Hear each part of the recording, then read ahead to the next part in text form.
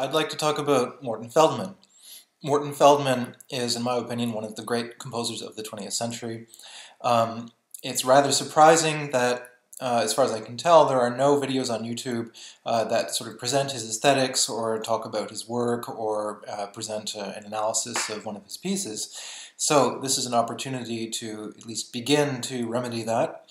And I'd like to talk specifically about a piece called Bass Clarinet and Percussion from 1981.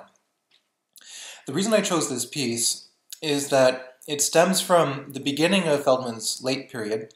So it presents basically all of the characteristics and technical features of his late music.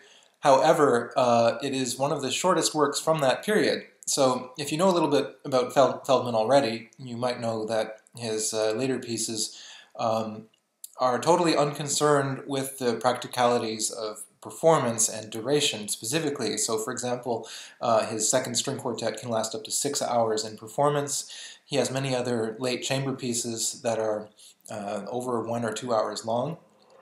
And what's interesting about bass clarinet and percussion is that from a formal point of view, it functions essentially the same way as these extremely lengthy pieces, but it has a duration of usually between about 16 and 18 minutes in performance. So the wonderful thing about that is it gives me the opportunity to present perhaps not an exhaustive analysis, but at least a pretty thorough overview of this piece, the material it contains, and the way it functions in the scope of a YouTube video.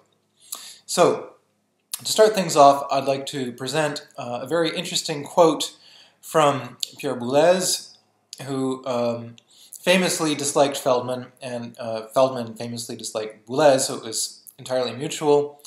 There's sort of interesting quarrel that's at the heart of this, but first let's have a look at this quote. So Boulez, in an interview with Rocco Di Pietro in his later life, published in a book called Conversations with Boulez, says, "To tell the truth, individuals like Feldman are amateurs for me.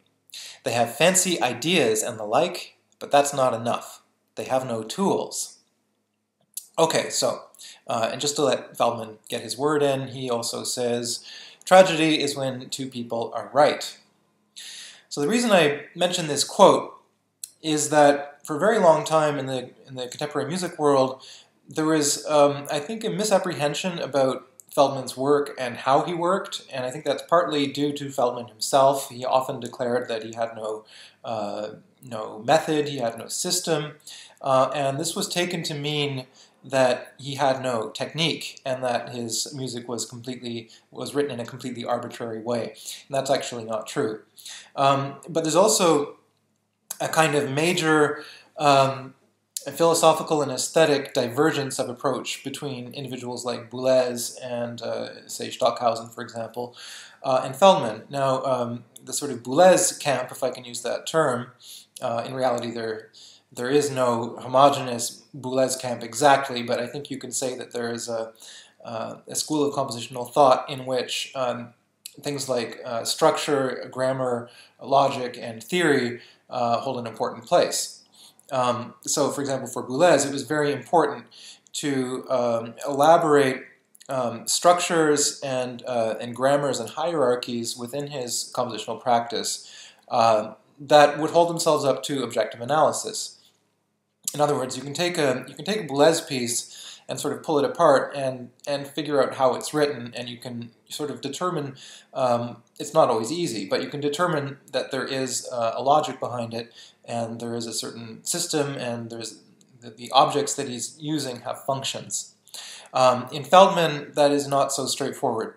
Part of the reason for that is that Feldman is not so much interested in having his music point to something else. In other words, this is a very prominent feature of the vast majority of Western music composition for centuries, which is that musical compositions tend to be a metaphor for something else. So, for example, whether it's Baroque music, whether it's a Bach cantata, or whether it's a Mozart sonata or a romantic piece, there's usually an attempt to use sound to point to either an idea or a metaphor for something else. For example, movement via the dance, or it could be a sort of a type of discourse, a sort of dialectical, discursive discourse that's very typical of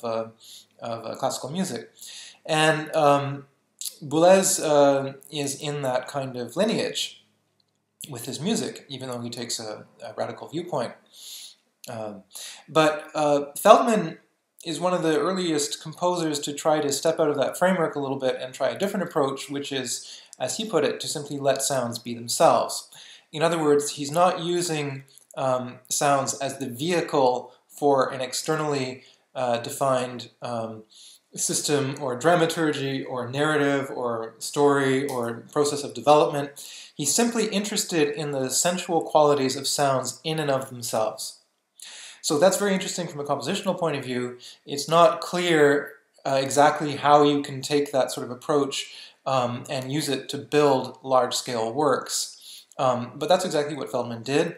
And he did so in a rather sophisticated manner, and I think that it's time that we started actually examining how these pieces function. So that's what I'm going to try to do in this video.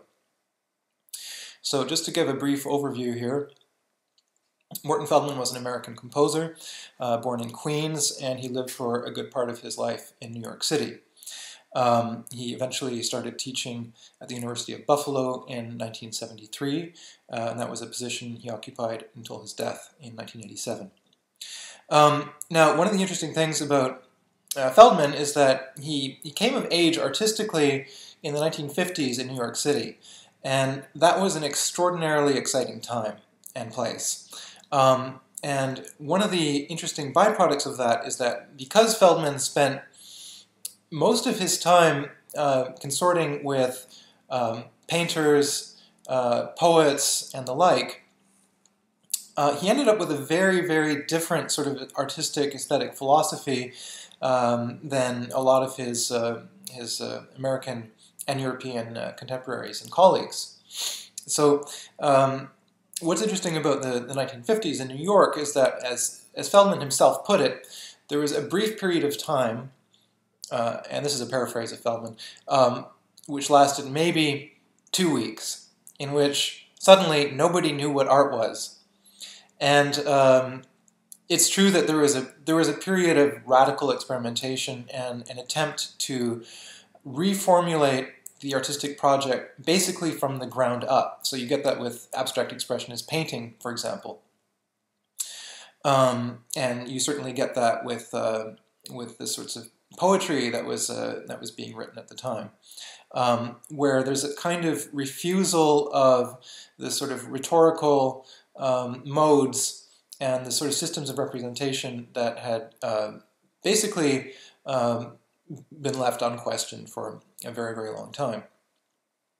And one of the interesting ways in which this was manifested in music was through the compositions of John Cage. Now, John Cage is from a generation earlier than Morton Feldman. He was about 20 years older, and they were very good friends. And they both had this very interesting project. Well, they went at it from different angles, obviously, but basically trying to liberate sound. So what does that mean exactly? Liberate sound from what? Well, they were liberating sound from the need to express anything other than sound, the need for sound to be anything other than sound, and positing the idea that this could be a valid mode of composition.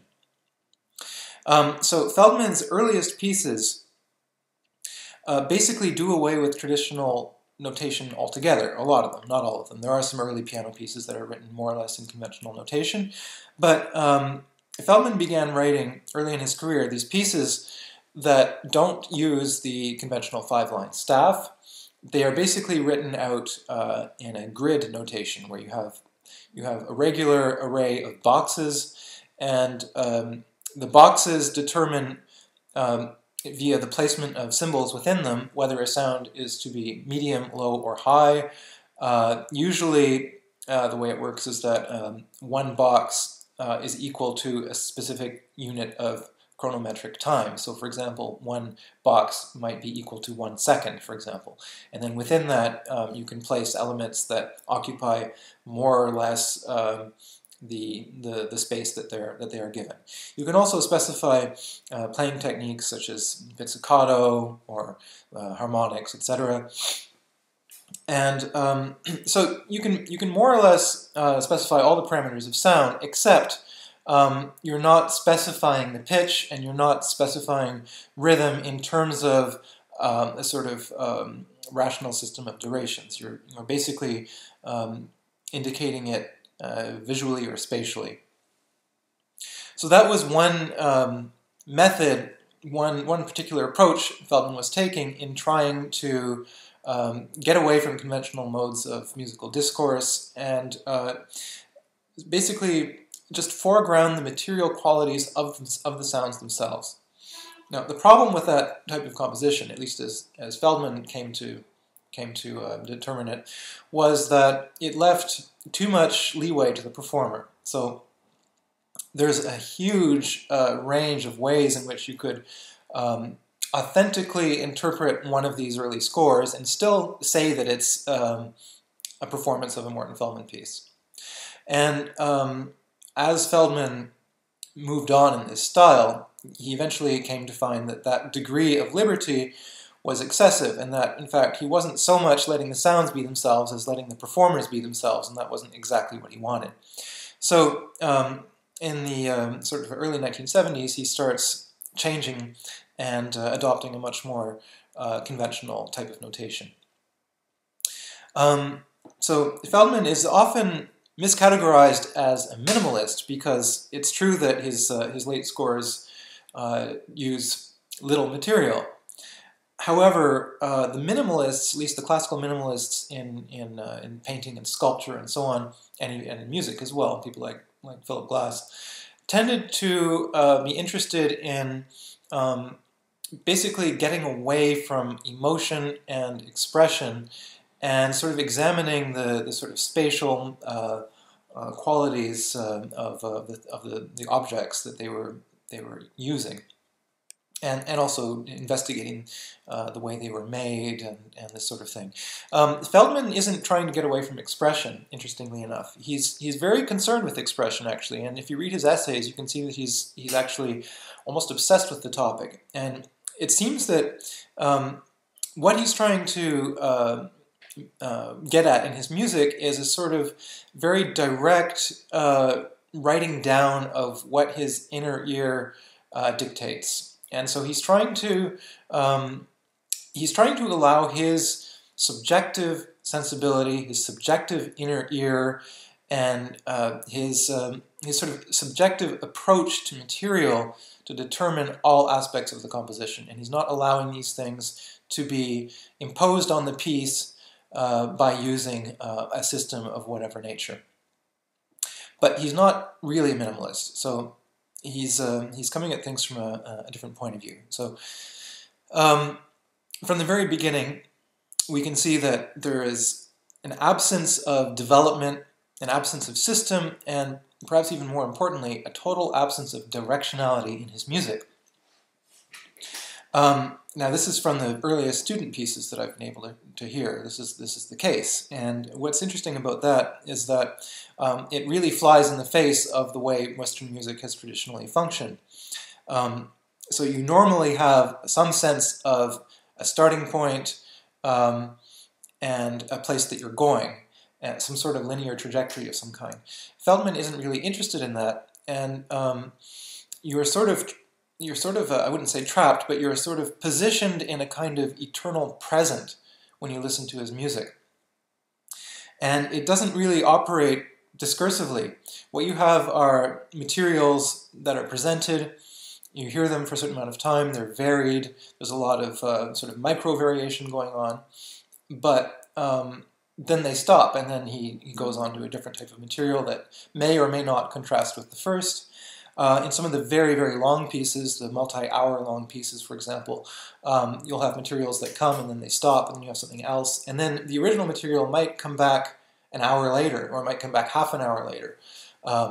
and because the time scale of these pieces is so distended, the effect of that is actually extremely interesting. So there becomes you start to get a kind of fascination with the idea of memory in these pieces.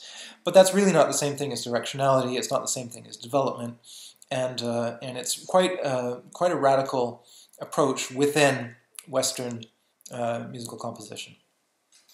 So let's talk about bass clarinet and percussion.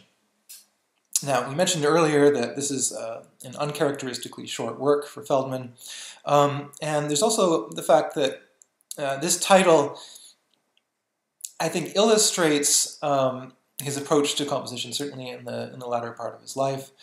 It's basically a still life.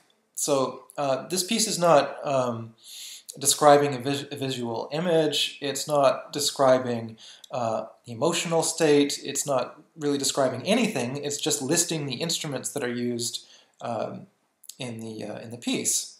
Feldman has a lot of late pieces that are titled like this. For example, there's a late work for orchestra which is simply called Orchestra.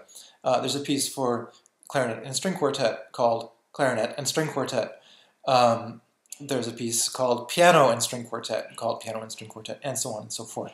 So, in my view, what he's doing really with these titles is he's calling your attention to the primordial importance of instruments. And instruments are really his basic material. They are his hero.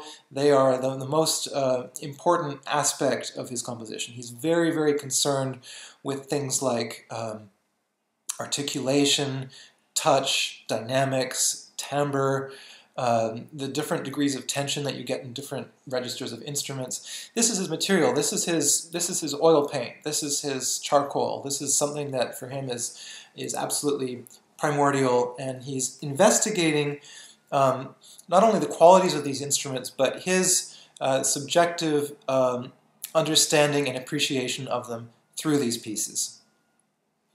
Now, the piece is characteristically slow and quiet. It has only one dynamic marking, which is 3 Ps, pianissimo, which you have at the very beginning of the score, and he never deviates from that. And also in keeping with his late style, this piece has a number of unusual notational features. So even though Feldman's mature music does away with his early graph notation and is written, according to basically the conventions of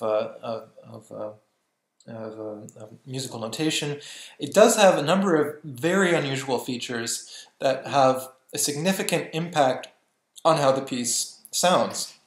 So I'm going to also look at that in my analysis. So let's get started. Now, a lot of Feldman's late pieces, you just open the score up and you notice something about them that's interesting immediately, which is that they are written according to a grid layout. In other words, you have usually the same number of bars on every system, and you have the same number of systems on every page. So there's a kind of a grid layout. I can sort of show you what that looks like. Right, so you can see that in the score of bass clarinet and percussion, you have 9 bars on every system, and there are 4 systems on every page. Now, why does Feldman do that? Well, in my view, this is another aspect of his music that stems from his friendship with the abstract expressionist painters. It's basically him creating a kind of design or a pattern on the page which serves as a kind of resistance that he can work with or he can work against. It's actually a very interesting thing, and it implies that he's thinking of his music almost in visual terms, in terms of the way that the overall design looks on the page, and in terms of the way this type of notation allows him at a glance, more or less, to see where his piece is going. Now, the other interesting feature of this piece is that we have 3 instrumentalists. We have a bass clarinetist and 2 percussionists. Now, the bass clarinet part is written in constantly changing meters. So, for example, here we have a first bar that's 3/8, and then 3/4, 7/8, 2/4, 3/8, and so on and so forth. Whereas if you look at the stuff that's below that, the percussion part, it's written continually in 3/4. So the two percussion parts throughout the score are written in an unchanging meter of 3/4, and the bass clarinet part, the meter keeps changing.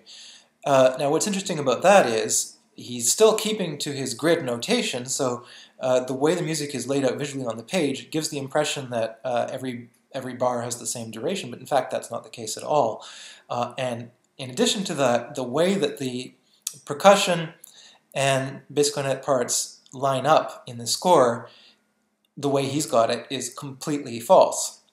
So, for example, just look at the first bar here, 3/8 in the bass clarinet against 3/4 in the percussion. So logically, the 3/4 bar that follows in the bass clarinet part, which is here, should appear midway through the percussion 3/4 bar, but that's not the case. It arrives at exactly the same time as the second bar of the percussion, and so on and so forth. So obviously, from a visual, a metrical point of view, that is completely wrong. But if you look at the way this music works on a larger scale, you start to understand what's actually going on. So there's a repeating loop of different time signatures in the bass clarinet part. So every 15 bars, it repeats. So the first bar of these of this sort of loop is in 3/8, and the last bar here is a bar of 10/4. And after you get the 10/4 bar, it starts again. You go back to 3/8, 3/4, 7/8, 2/4, and so on and so forth. Now, if you add up the number of beats in that 15-bar segment, you end up with 45 quarter notes.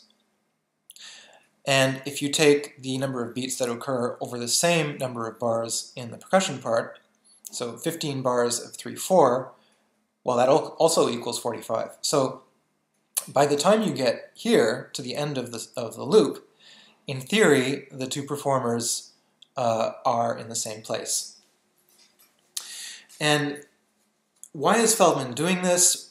It's a very interesting question, because on the one hand, you could say, well, there's no particular technical problem in making sure that the two parts always line up, because they have a common denominator, which is the eighth note. I mean, you could reduce all of the bars to a common eighth note denominator, and you could very easily see how the beats line up. But that's not exactly what Feldman wants. It's not that he wants to have a sort of a shifting time signature against a steady time signature. That's not really the point. What he's interested in is using notation in a somewhat conceptual way. So from the very outset, you can see the fact that the bar lines don't actually line up the way they're supposed to. That's a kind of a conceptual idea. And the point of it is to frustrate counting and to frustrate, to a certain degree, a sort of precise metrical exactitude. That's not really what he wants exactly. He wants the two parts to be basically synchronized, but to also have a slight degree of give, a slight degree of bleed in terms of precision. So even if you play quite rigorously, it's going to be very difficult to have an exact metrical synchronization between the two parts. But the fact that the loop does repeat itself after 15 bars means that every so often there will be a meeting point, and the two parts will come together. And so you'll be basically synchronized, but there's a certain softness to the way that it actually will sound. And so, yes, this is a conceptual idea, but it's also one that has a direct impact on the way the piece sounds and on the way it's performed. So this is a very interesting strategy that Feldman's using to have, at the same time, a degree of objective precision, in that if you look at any one of the individual parts, they're written in conventional rhythmic notation, but also at the same time to have a framework within which it is possible to expressively deviate, to be expressively imprecise and still be faithfully rendering the score. So let's move on here. I'm going to focus for the time being on the bass clarinet part in the first part of the piece. The percussion in the first part is playing unpitched material. The percussionists are playing on gongs and cymbals, but the bass clarinet part is what I'm going to focus on here. So here's a few basic aspects of the writing in the bass clarinet that I'd like to talk about. The notation is precise, as we mentioned earlier, and yet also somewhat conceptual. So even disregarding the question of the way the two parts line up on the page, even if we just isolate the bass clarinet part, we already see that there's a kind of an unusual approach to rhythmic writing here. And I think in keeping with Feldman's earliest experiments with grid notation, I think there are vestiges of that technique still present in this piece, in the sense that he's treating individual bars not so much like in a metrical sense, where you have strong beats and weak beats, and you have a pulse, and you have subdivisions of that pulse. He's really using the bars as a space, almost like a sort of spatial entity of some kind, a physical space, or a length of fabric within which you can place elements, you can place your materials. So again, the goal here is to have a precise framework, but to get away from the notion of pulse, and to get away from the notion of counting, the way musicians tend to do. So meter basically has no relevance here whatsoever, nor does pulse. I mean, when you are listening to this piece, it's totally impossible to know what the time signature is, and that's really just not the point.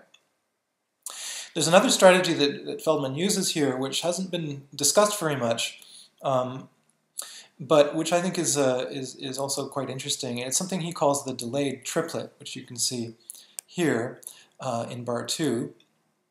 Now, what is a delayed triplet? Because he doesn't really explain anywhere in the score exactly what he means by that. Well, if you look at this 3/4 bar, there's something very peculiar about it. It's got a tuplet bracket over it, sort of implying that there's an irrational subdivision of the beat happening, and yet it's a 3-tuplet within a 3/4 bar, which doesn't really make sense because the value of the tuplet is the same as the value of the bar. So that's weird. And then if you count the number of beats that there appears to be in the bar, well, it looks like there's sort of 7 eighth notes within a 3/4 bar, which would lead you to think that this is a septuplet, but that's actually not what this is. So the delayed tuplet is Feldman taking an eighth note triplet and splitting it into 2 halves. So what this means is the eighth note triplet, so a triplet containing 3 eighth notes, starts here with this quarter note rest, but you don't have the 3rd eighth note of the triplet here. You have it at the end of the bar. So what's happening is he's taking this tuplet, splitting it up, and then before it's completed, before you get to the end of the triplet figure, he inserts a normal metrical rhythmic value here, which is this half note. So that's a very peculiar strategy. It's made even more peculiar by the fact that it's actually possible to write this out in conventional notation without using this so-called delayed triplet, but Feldman uses this nevertheless, I think, as a way to even further remove the performer from any notion of pulse. And it's very difficult actually to conceptualize mentally how this is supposed to sound. But I think, again, that's sort of part of the point. So that's this is just the rhythmic structure of the bass clarinet part that I'm showing here. I'm not putting in the pitches, I'm not putting in anything else except the duration. So you can see that he ties across bar lines, he uses these so-called delayed triplets, and he uses tuplets throughout. And the effect of that is that it's basically, again, impossible to determine the pulse. So let's have a look at what is going on within this structure. Now the bass clarinet part, at least in the opening pages of the score, uses a 14-pitch repeating sequence. So in other words, there's a series of 14 notes that you hear again and again and again, 6 times altogether, in exactly the same order. Now this sequence here consists of very short phrases of 2 or 3 notes, and if you have a look at what the pitches are, you'll see very quickly that there's actually only 4.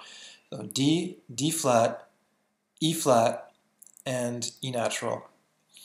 And what that is actually is just it's just a fragment of the chromatic scale. It's a little slice of the chromatic scale, 4 adjacent semitones.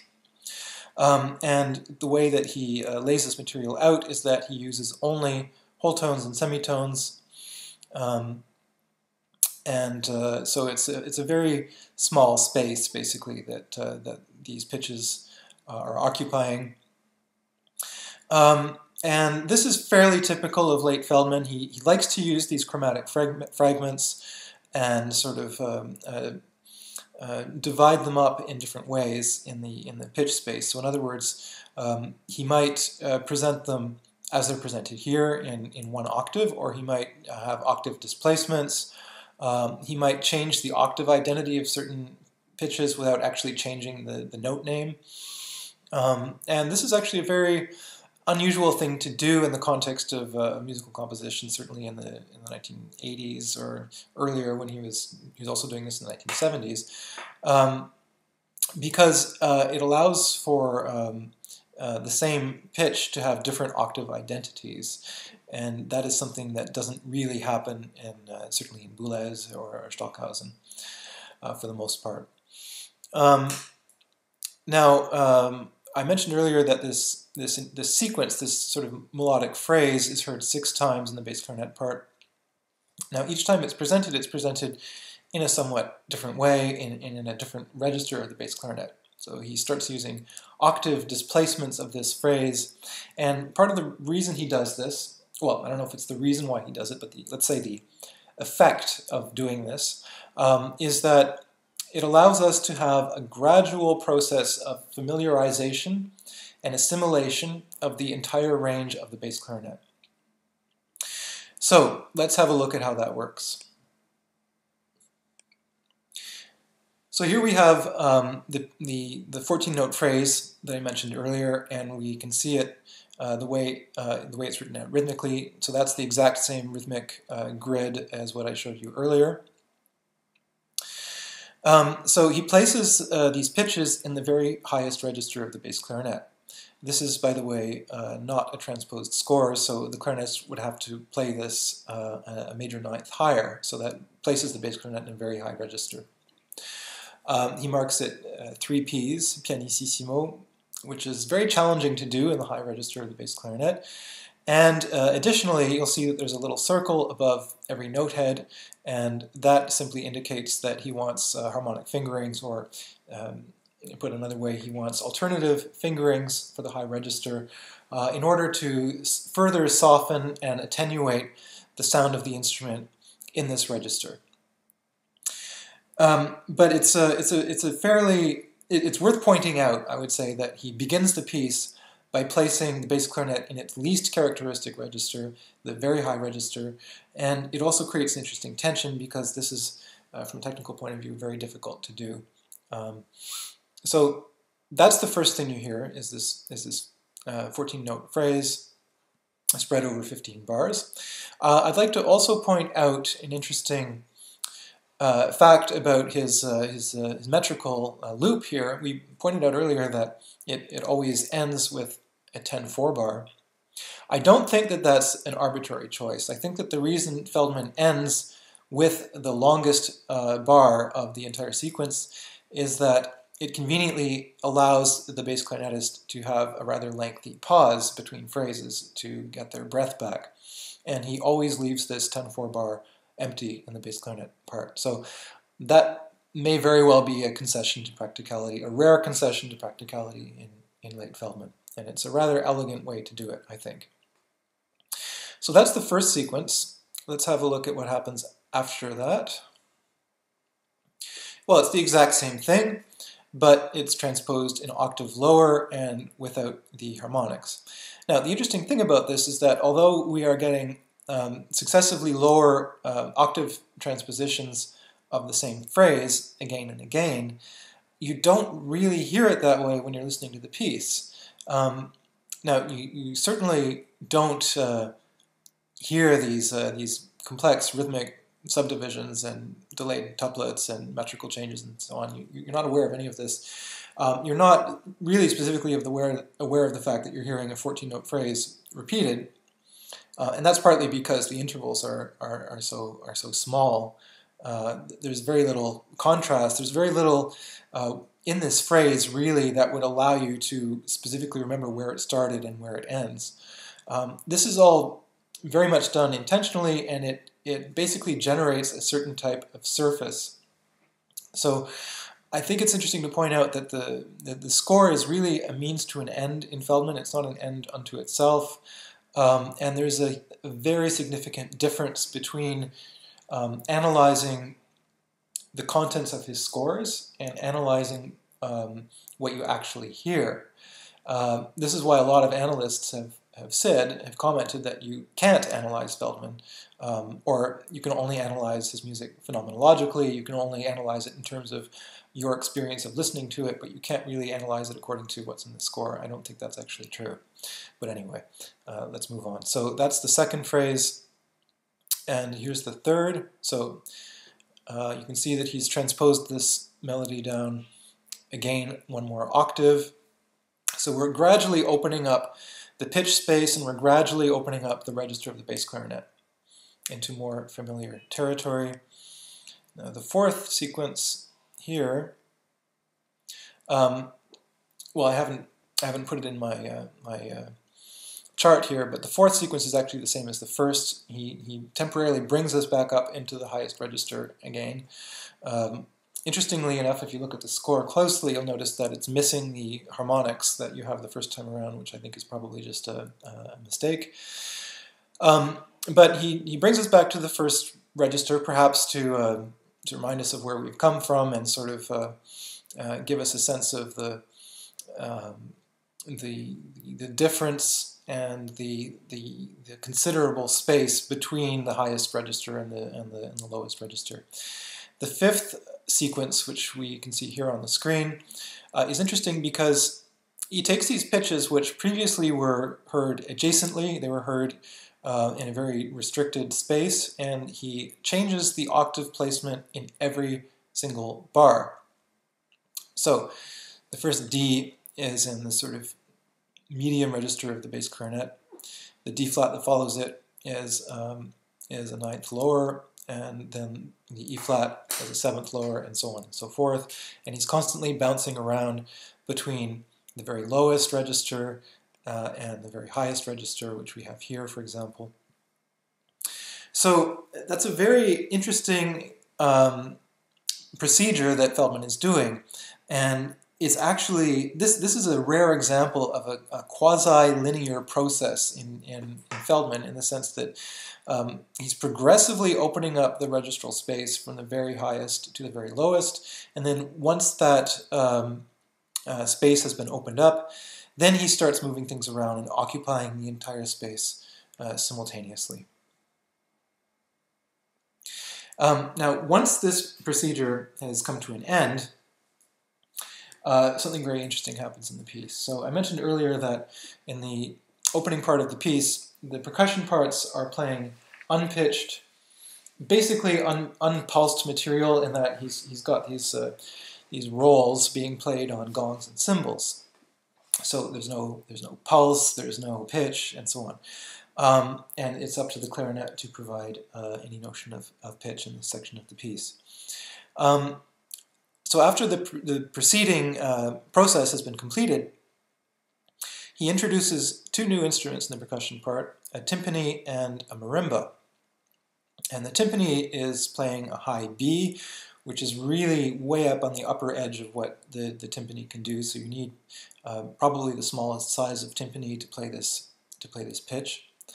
And that in itself is very interesting because the timbre of the timpani in this register is extremely interesting. And now he's also got a marimba playing the same pitch, a B natural, in the same octave, but playing it as a tremolo. And there's a kind of basic pulsation or regularity to the marimba part in that you have 3 beats on, 3 beats off, 3 beats on, 3 beats off, and so on and so forth, and that continues for some time. So the marimba part is actually regular, and the timpani part is irregular. Now, there's absolutely, as far as I can tell, no particular pattern to the pulses that we hear in the timpani part in this part of the piece.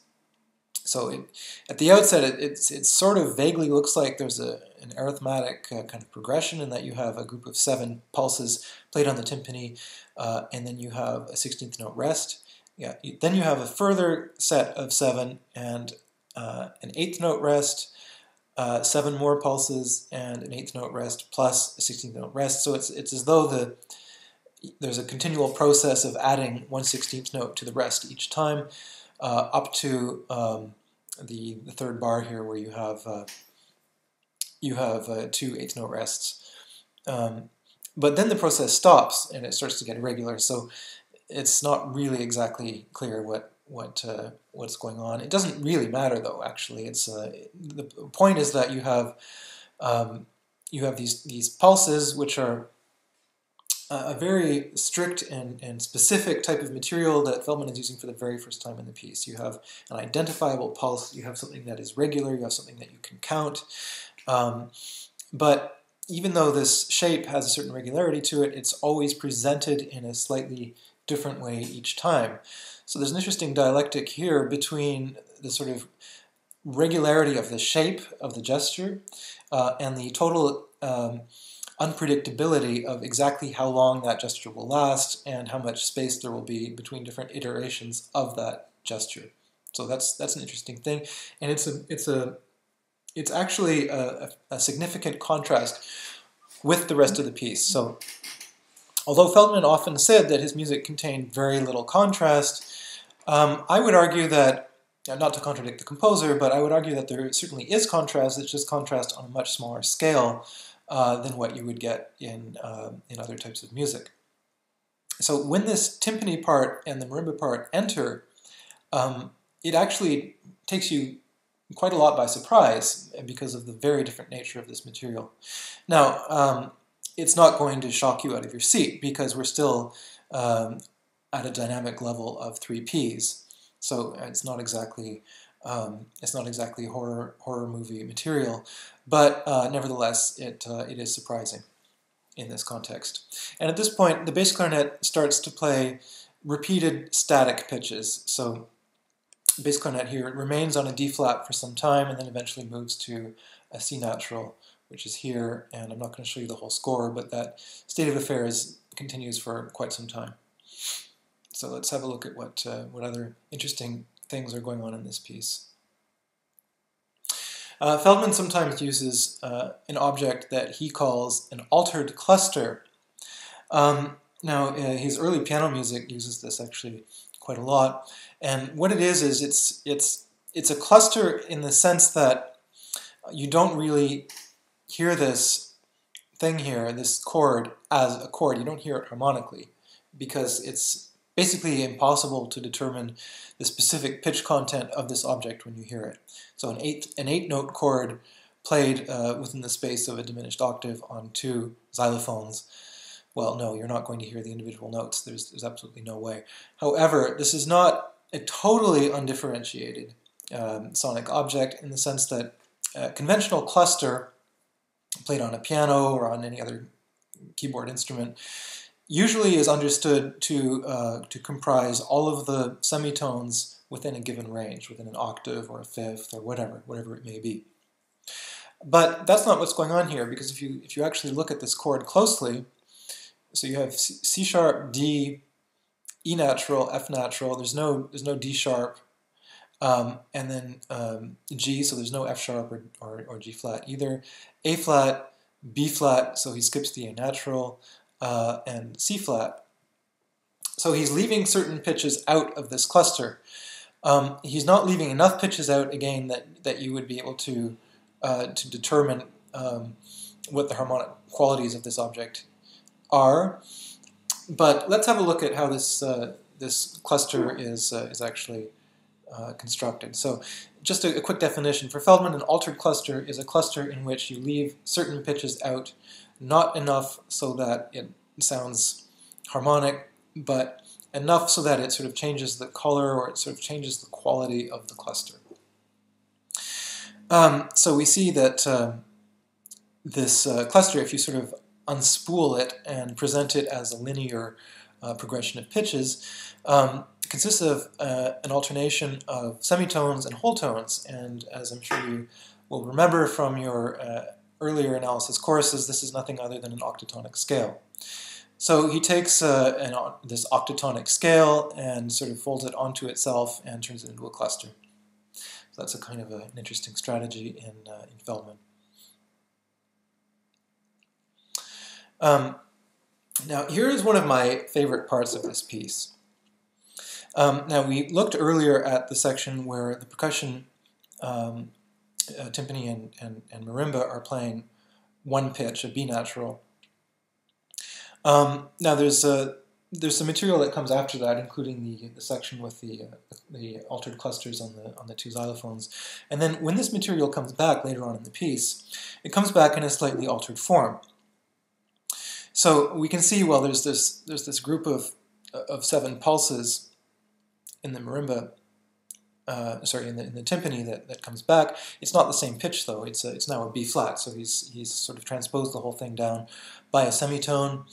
And instead of playing only one pitch, the bass clarinet now plays 3 pitches. Plays basically a 3-note melodic phrase. Now, what's interesting here is that you have a continually shifting relationship between these 3 parts. So there's a kind of again, a kind of metrical regularity to the marimba part, similarly to what we observed previously, and then you have this sort of constantly shifting relationship between a number of iterations and the length of the pauses between the iterations in the timpani part. The bass clarinet just plays this 3-note phrase 25 times in slightly different configurations. So in this example here, we have exactly the same sort of rhythmic writing twice. So we have an octuplet, an 8 for 7 in a 7/8 bar. However, the way that this material will overlap with the other parts will be different each time.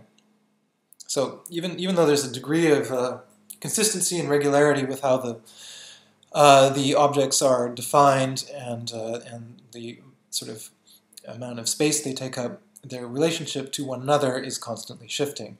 In part, of course, due to the fact that the bar lines, as we've already discovered, don't line up the way they appear to line up visually while looking at the score. Now, I want to look at this particular phrase because even though Feldman tends to work with chromatic fragments, there's often a kind of underlying reminiscence or ghost-like presence of tonal functions in his music. There is real harmonic tension. And I'd like to just quickly examine how this functions. So first of all, if you take this collection of 4 pitches, so B flat, B natural, C sharp, and D, well, that's another octatonic fragment, actually. It's not exactly a chromatic fragment because you have a semitone, tone, and a semitone. So that's similar material to what he was using to construct those altered clusters in the xylophone that we saw earlier. But so that's just a sort of kind of interesting from an analytical point of view.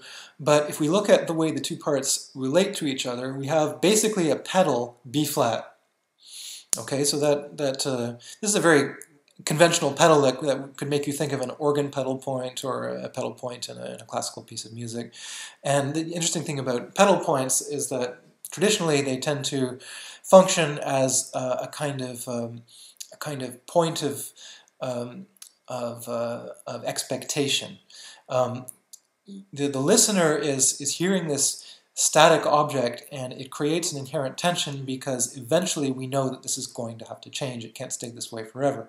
And the longer you stay on the pedal point on this one pitch, the greater will be the expectation that something's going to change, and the greater will be the surprise when it eventually does change. So it's interesting to think of this as a pedal point in the conventional sense of the term. So above this pedal point, we have this three-note phrase, D, C sharp, and then we have a rising seventh up to a B natural in the bass clarinet part. What's interesting is that the D and the C sharp, which are heard a third above the sort of pedal of B flat, in a very small local way sort of imply a general context of B flat. Either B flat major or B flat minor, and when we get this upward leap to a B natural at the very end, that sort of sounds like a kind of upper leading tone or a kind of dissonance that must resolve back down to a B flat.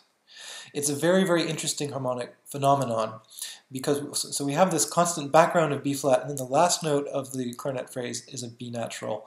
And if you listen to the piece or just play this fragment on a piano, you'll see that it's very exquisitely balanced in terms of the tensions that it contains.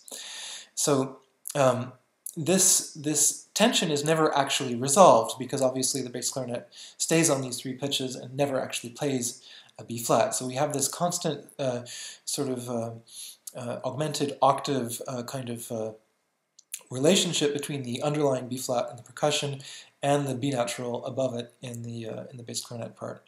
So this basically is a kind of a perpetual tension, a perpetual suspension that never actually gets resolved. It seems to beg some form of tonal resolution, but you never get it. And this is very interesting. He repeats this phrase in the bass clarinet part 25 times without ever resolving it, and I think the way that he is able to do this, the way that that allows this to work and not simply be boring, is that this phrase contains this subtle harmonic tension. That's sort of like the kind of the gasoline that allows this material to run, is this tension that's contained within it. So that's basically an overview of some of the basic material that occurs in this piece. Again, typically with late Feldman, he brings back materials that we've heard already in slightly different configurations. He varies them, and then that's basically how this piece works. So a lot of the things that I've described already, the melodic phrases on the bass clarinet, the sort of pulsed materials in the timpani part, and the clusters on the xylophone and so on, do actually return throughout the course of the piece. There's other materials as well, but again, given the scope of this video, I'm not going to describe all of them exhaustively, but I think this gives you an idea of how Feldman's work functions. Of course, obviously you must hear this piece, and you must hear it multiple times.